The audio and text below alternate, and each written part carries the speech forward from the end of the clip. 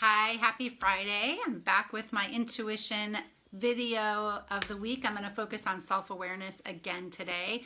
I'm just finding that it is so important to recognize self-awareness is such the key starting point to being able to follow your intuition, to be able to hear your intuition. And when we're not self-aware of who we are, we can't hear ourselves, we're tuning out, hi Amy, then we just really can't get on that path of following our intuition. We oftentimes get led down a path that maybe somebody told us we should be on. I just want to point out too that I have a couple of great pieces that I'm using as my backdrop for my videos.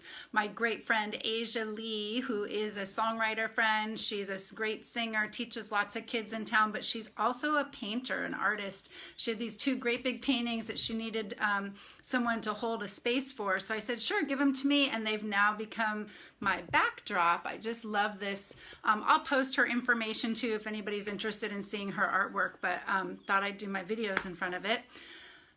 So, you know, I want to talk just a little bit about how we can really get trained to thinking we have to live life a certain way, but when our inner voice, our intuition is calling for us to live and to follow a different path. And I really am 100% a believer, and I posted this already, that Florence Scovel Shinn talks about, is there is only one place for you to fill here in this world. No one else can fill it.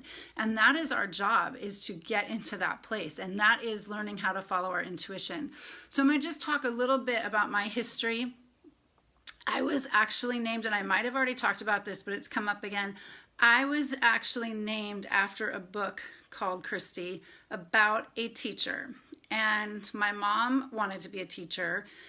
And when she had me, she was very young. She was 19, and she had read this book, I think when she was like 17. I think it drove her to want to be a teacher, but she named me after the book. And so all my life, I heard her tell me, you'd be such a great teacher, you'd be such a great teacher. I didn't want to be a teacher. I wanted to be a dancer. I wanted to be creative. I'm more of a writer. I love to speak. There's things, I mean, that part's great for teaching, but that was really not my calling at all.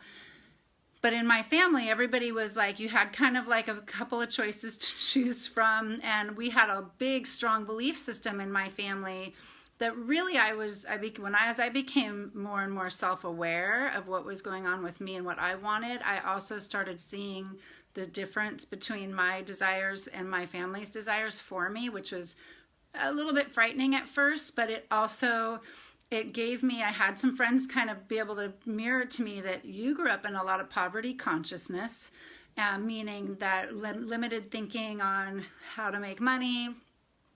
And because we were given kind of a few, you could be a teacher, you could be a nurse, you could go into the military, maybe police officer, like those were the jobs that in my family were considered okay and respectful.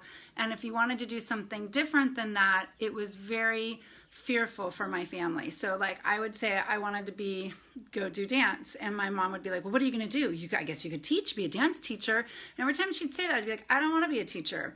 But I did end up getting my teaching degree based on that fear and being in lack of real self-awareness. So, you know, I was writing a lot of music at the time and performing, and my mom and I would talk, and she'd be like, well, what are you going to do to, you know, make money? Like, you got to be able to make money, and you should just get your teaching credential. I mean, and as I said in the beginning, like I am actually named after a teacher from like the 1800s that taught in the Appalachian Mountains, that my mom fell in love with this character. Like this was like, you know, 30 something years of being told that's what I should do. So when I quit teaching and said, this is not for me, I became very self-aware that I was in the wrong spot. And when I talk about this, because I think the feeling is that like there's this part of you somewhere else calling you, and it can feel very unnatural at first to go in that direction. And I'll post a video about Gary Vaynerchuk again, because I'm a little obsessed with him right now.